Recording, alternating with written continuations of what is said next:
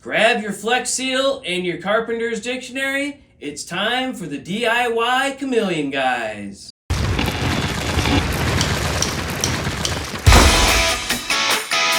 Hello, DIYers out there. I am back with James Cross, and we are here to build stuff. Hello, James. Let's build some stuff. Yeah, that's what makes James happy, and we're going to get some stuff done. Well, how are things going over there? When we last talked, there was rain, a torrential downpour there.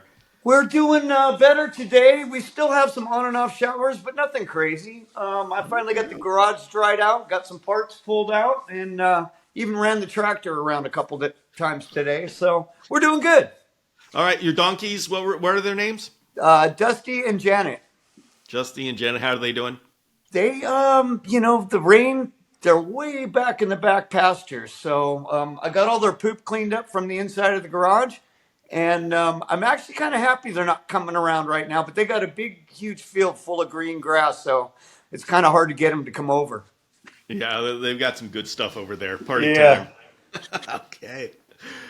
All right. Well, today we have got a substantial project in mind. And I'm going to, James, I'm going to present to you the problem. Of course, you already know what it is, but you know what? We've got to set the stage, properly set the stage here. My wheels are turning.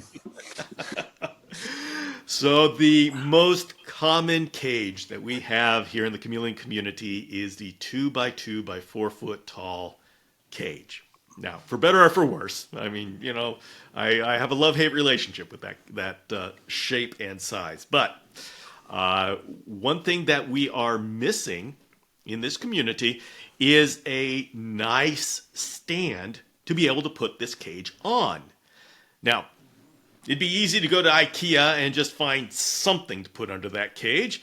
That's okay for normal mortals, but we are DIY chameleon guys. Yeah, we're going to make it ourselves. We are not going to go to IKEA. No. We're going to go to Home Depot. Ain't happening here. So, and what I'd like to do is get a stand that we are going to design and build a stand for the typical 2x2x4. Not only to sit the cage on, but let's go ahead and let our minds flow free and brainstorming session. What could we put into this stand that would make it absolutely awesome? And so, let's go ahead and we can start by brainstorming. What would we want inside a stand to make it like self-contained of everything we need? That's do what you I'm think? thinking. First of all, I'd like to not see a bunch of wires and hoses. And for me, that's the ugliness of what we do. The animals are so beautiful. The inside of our closures are so awesome. And then outside of it, we got wires dangling and tubing and buckets all over the place. And it kind of takes away from the aesthetics. Especially I when you're trying to take a picture. Yeah, I kind of went back to the old school days and I started looking at fish aquariums and how they were doing things. And and that kind of got the wheels turning. Hey, how can I do this without the same kind of thing? Something that's more visually appealing, like a piece of furniture instead of just having a cage sitting on top of a bucket or whatever with the wires hanging all over it. So Okay. All right. So we're going to have to figure out how to get wires up from the bottom up to the cage in an aesthetic way. Okay. I'm going to make a list of features right now. Okay, wire management, wire and tube management, because we got tubes too. And I will say, of course, we've got to have a reservoir that has our fogger and our mister. correct. That cuts down on space underneath the cabinet. We're going to try to hide everything underneath it is what I'm visualizing. So that Okay. stand that we're going to build is going to have a place to house all of our wires and equipment and make it all disappear so it becomes a beautiful piece of furniture in our homes. Now, one thing we absolutely need, because all of that water has to go somewhere, is a drainage solution that is incorporate it into the stand? Well, you know, I'm going to go with the old staple on that one, the 5-gallon bucket. That way it's easy to move. It's not too heavy. 5 gallons is pretty easy for the average person to lift. And I think underneath the 2x2, since the buckets themselves are only 14 by 16, you can fit two of them underneath there. It's Okay. 28 inches, but diagonally it seems to work. So we Okay. can get two buckets underneath there. All right. So now we've got a stand that's got 2 buckets underneath, 1 bucket for drainage, 1 bucket for Mister and Fogger, because we are awesome. We got to do foggers. and and then they will have to come up, and somehow we will have to disguise everything so it looks Aesthetically, good going up. yeah. So, all right, I made a list. Let's make sure. Okay, I would like to create a drainage tray on top that allows us to slide the cage in and out, so the cage is not physically attached to the drainage tray. Okay. Okay. We don't have to come up with solutions right now, but we're just making that list. Okay. And casters. We need casters. Gotta have wheels. I mean, is that just a given? No, yeah. We have to be able to move this thing. How are we going to clean underneath it? What if we need to take it across the room? Yeah, Right. it's got to have wheels. There's just No. nothing we build anymore is not going to have wheels.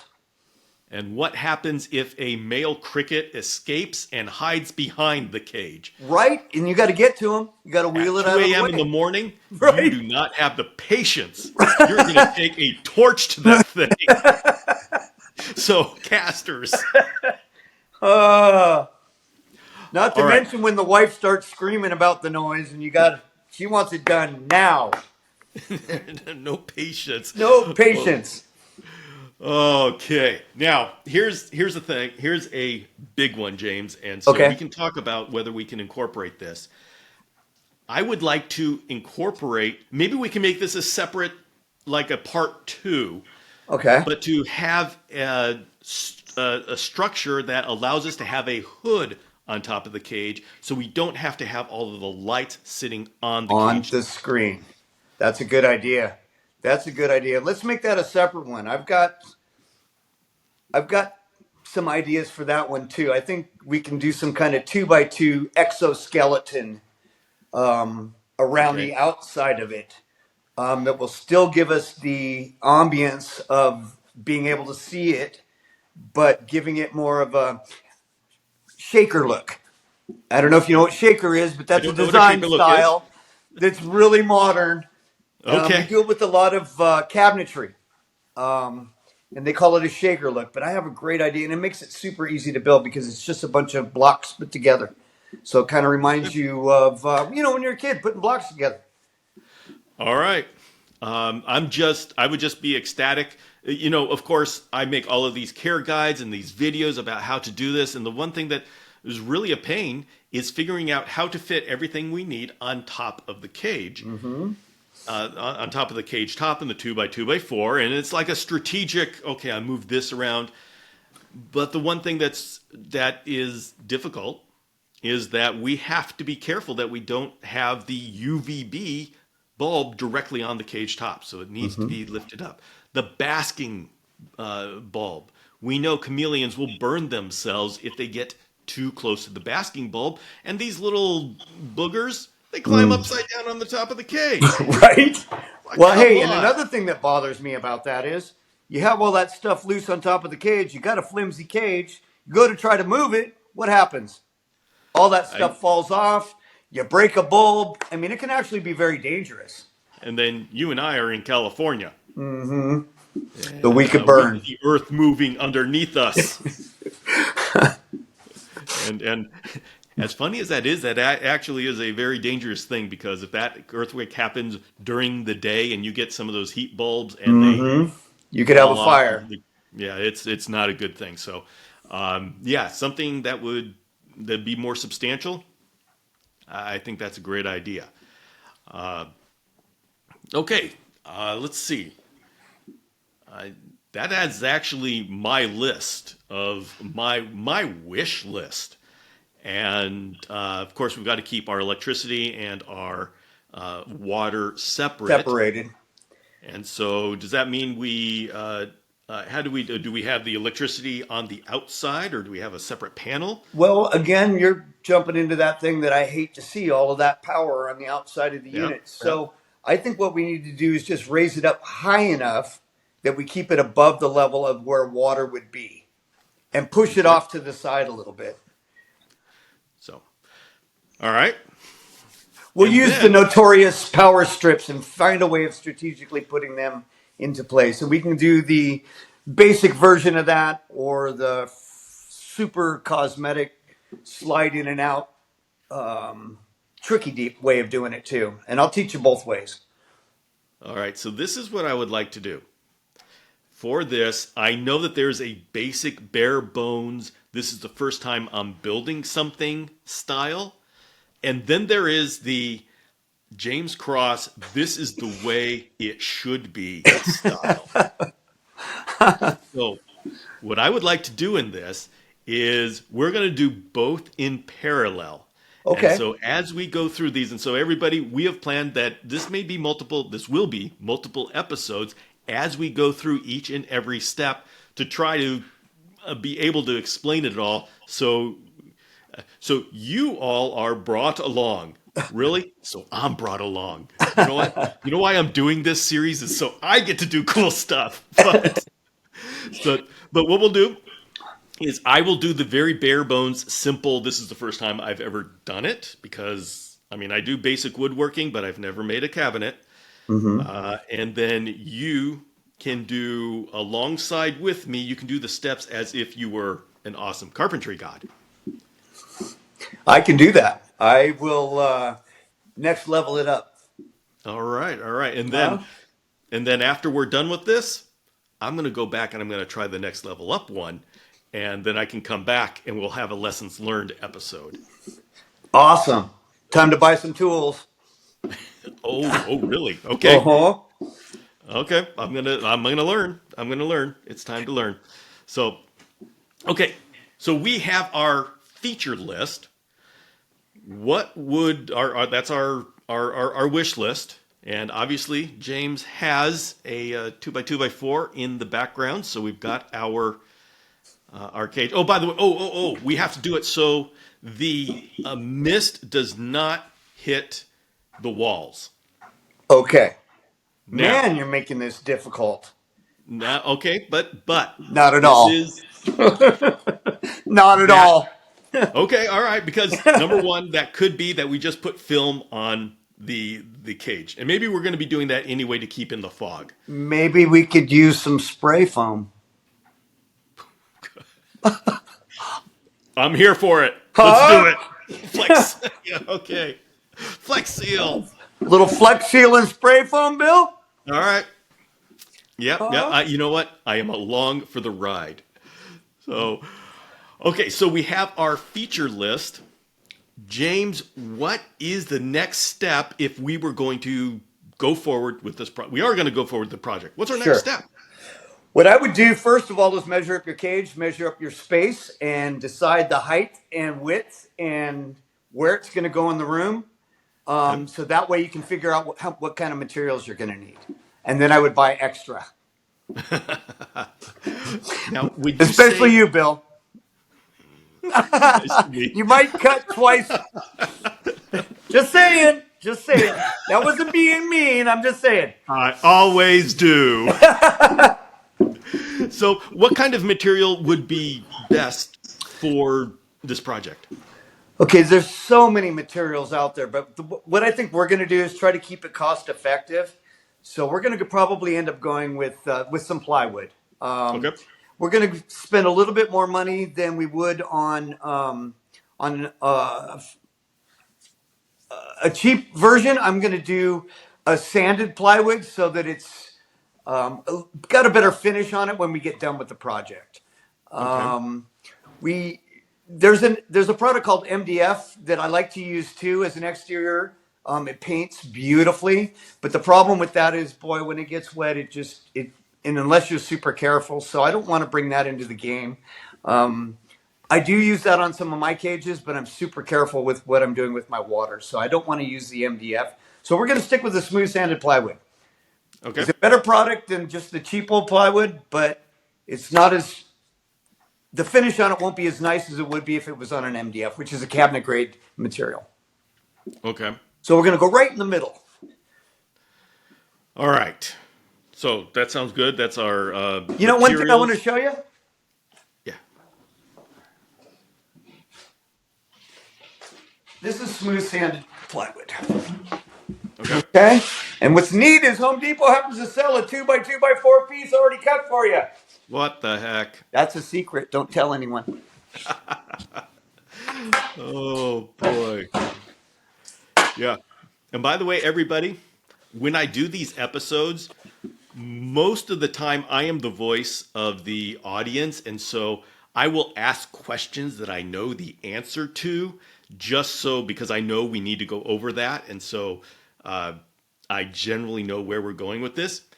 This episode, I am truly just going wherever. I have no idea where we're going, so this is. I already have one. I've already got one built in my head. Excellent, because I am truly part of the audience on this episode. We're going to have so much fun with these. This is going to be a blast. Okay, so I imagine that we have to now design this thing. Oh, you know what? But let's first talk about the biggest pain in the tuchus, the door. How are we going to design the what door would work with this? We're going to use a panel door. It's pretty And what does basic. that mean? A panel door is basically a frame with a piece of plywood inside of it. Okay, sounds interesting. It's super easy to build. I'll show you. There's some dados involved. You remember that word? I remember that word. We're going to do some dadoing. Okay. But we're going to make it a like an surface episode mount. in We're going to try to keep it super simple so people don't have to be. I mean, you know what I mean. I don't want to get. Yeah. Now, what kind of tools are we going to need? Well, we're definitely going to want to have a table saw for ripping the material down to size. You can do it with a skill saw, and I can show you a trick for that. That will cut it just as straight as it does you do with the table saw. We'll need a skill saw. We'll need some screw guns. We might even need some nail guns. We're going to need some clamps. Couple hole saws. A miter saw would be nice to have. And some screw guns. I think that can Okay. get us through the project pretty easy. You have a miter saw, right, Bill? I don't know that I have still a miter saw. I have those are the ones that will go off at an angle, correct? Mm-hmm. Correct. So I have a chop saw that will go off on an angle, but I don't know that. Maybe I'll need a different blade for that, or else I'll just get one of those hand ones. Yeah, I mean, it depends on a miter how big box. of a. Those are pretty tough to use. Okay. Well, I will get the tools that I need as we go, and Okay. as I learn what to look for in the tools, and so that's a reason why we're going to have multiple episodes here. You're going to send me off with homework. Yes. So, okay, so that's the tool list. All right. So, am I right that the first thing that we're going to do now is actually design the thing? You know, there's you knowing your part. Sure, I would do a sketch drawing. It doesn't have to be super detailed. You're going to definitely want to take your measurements to figure out what materials you're going to need. In your mind, if you can think about it and build it, that's one way. It does help for some people to have a visual. So yeah, you can sit down and draw out what you're going to do, and then you can literally take your tape measure. Or, you know what I've did when I first started doing this kind of stuff is I would get cardboard, and I would actually cut the cardboard out to the sizes and shapes that I was thinking of, and I would tape that together. And then I could actually do the measuring of the dimensions. That way, if I screwed up, I wasn't wasting a $40 piece of plywood. Yeah. So that's a great way of just trying to plot out what you're going to do. understanding how high you want the cage. Because, in your mind, you think, 4 foot. 4 foot looks great, right? I'll make it 4 foot. The cage is 4 foot, right? Well, the problem with 4 foot is that looks like 4 foot, doesn't it? That's only Well, 32 inches. yeah, I know the answer. Okay? 4 foot's right here. Yeah. Wow, I can't even get in my cage. So we got to determine our height. We also got to make sure that we can get on top of it if we got, our ceilings in our house. We got to Yeah, make if sure we've that got it'll fit. if we're going to be putting a hood on top of it, we Exactly. need to We're make going to sure that want that. that clear. We need to Gonna, make sure that there's, I mean, the casters themselves give what, 5 inches? well, it depends on the casters. So, sure, this caster here is about 4.5, 5 inches. Then you got this guy here. Well, we can get away with 2.5 inches. Okay. Yeah. Okay. Wait, there's more. Here's a guy. It's 1.5 inches. Okay. Okay. These are little cheap guys. I think they were $3 a piece, but they will support our little cages. Okay. And we're So not we talking about can a whole we lot can of get rid of weight. a lot of that height by getting a small caster. Okay.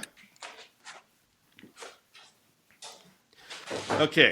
Now, we did talk about creating a hood, and creating a hood, and also creating tube and wire management. So the question is, and I'm bringing that up because those things mean something that go 4 feet above our cabinet, and so we should at least talk a little bit about: are we going to design something in the original design, or are we just going to have hooks in the original design so we have something that we add on afterwards? What I'm thinking about doing in the original design, now I know you want to be able to pull this cage out. That's going to create a few factors that it won't work with what I'm thinking, but we can put them on the outside. Remember that product we were talking about on our last episode, ABS plastic? Yes. So ABS is a neat way of hiding wires. Yeah, that's a black tube. Whoa, we finally found a use for this junk, huh? So we can run our wires through this. Not only does it consolidate them, but it hides them very well, and it's black. It'll almost disappear in our environment. So I'm thinking about some way of utilizing this either inside the cage going up a corner or on the back side of it where we put our fogging tubes and Hmm. having this go into our. So we may need a little bit of an overhang to accept and receive this, but I've got some ideas I'm working with. This is an easy way of being able to drop wires down to get them down to our bottom and bring them up to our top without ever having to see any wires. Okay. How would we attach that? To the inside of our cage? Well, Okay, I understand the inside. we can If either we were, zip tie it, which would be easy. We can silicone it with black silicone to the edge, or the we thing is, can if it comes literally on the make it inside of go the cage, we from our can't wood take on the out. bottom. Say that again. I'm just worried about if we put if we attach too much stuff permanent to the inside, then doesn't that fix our floor panel in one place, and we can't pull that floor panel anymore? Do what now? Pull it. Oh, pull it completely out. Yeah, is this design going to make the floor panel inside the cage permanent? Permanent. I think we're going to do that anyway because of drainage. Don't you? Um, Why do we need to take the floor panel out? that would be for deep cleaning. Maybe we don't need to do that. How Can't you often just have I reach in really and wipe taken it a out floor to deep panel? clean? What? Can't you just reach in and wipe it down to deep clean? Yeah, yeah, you're right. You're right. Because I'm really excited to show you guys how to do the drain. And All right, let's do it. the drain is going to literally, I'm going to use the cabinet to make this thing work. Okay. So this All is right, let's going to do it. actually screw to the bottom of my cabinet on the inside. It's going to. I'm going to show you how to make that recess so that the water goes into it. So I kind of want to go that route. How do you feel about that? I feel like that's what we're going to do. Okay. I'm good with that. Um, yeah, I think, you know what? I always say take out the floor panel, and that's a great idea and a great feature, and I like doing it. But yeah, we don't have to keep that.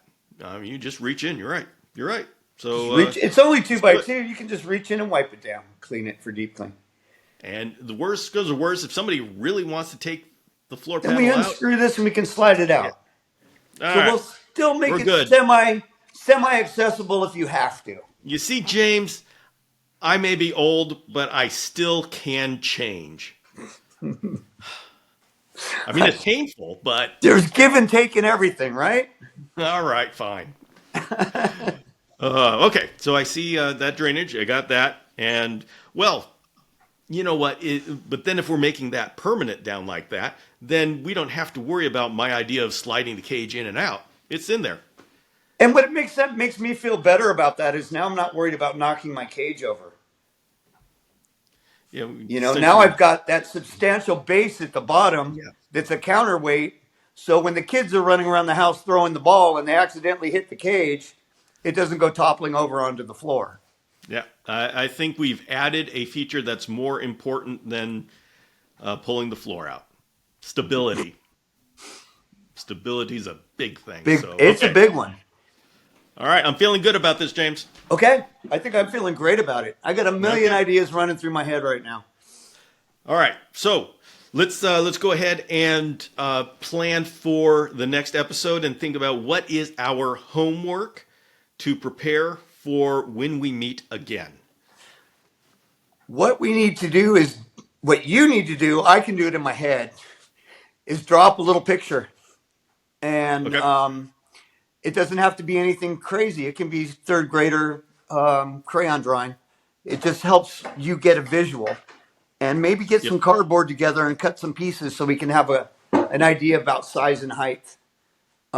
And I think Okay. what I'll do is I'll go ahead and cut some boards and get it ready to start putting together. Okay. And I got to go get some Flex Uh, Seal. Of course. What? I need more. I understand. I understand. A man needs his Flex Seal. So, okay. I got a then half I a will can do that. left. Oh man, you're getting low. I know I'm low on Flex Seal. All right, then I am going to this week. I'm going to put together a design, a sketch as to my proposal, and then we can discuss that sketch, and then get building on it. Yep. So, We okay, should just simple as that. we should plan a trip to Home Depot too. Okay. All right. Maybe we could tag team a Home Depot trip. You We and your will Home FaceTime. Depot and you and your Home Depot and me and my Home Depot. I bet you. You know what we could do? We could record an interview using the mobile app, and we will record an interview at Home Depot on location. On location. And then you can get your see if you get your Home Depot guy who Yeah, see if I can who get my watches the discount. show. And we need to meet him. Right. All right, we can do this. All right, then, James, you want to send everybody off with any words of wisdom? Be good humans. Let's build something. Sounds good. All right, everybody, have a good week. And when we return next week, we're going to have some designs, and we are going to get buying materials. This is happening. Woo, let's go. All right, we'll see you later. Bye everybody.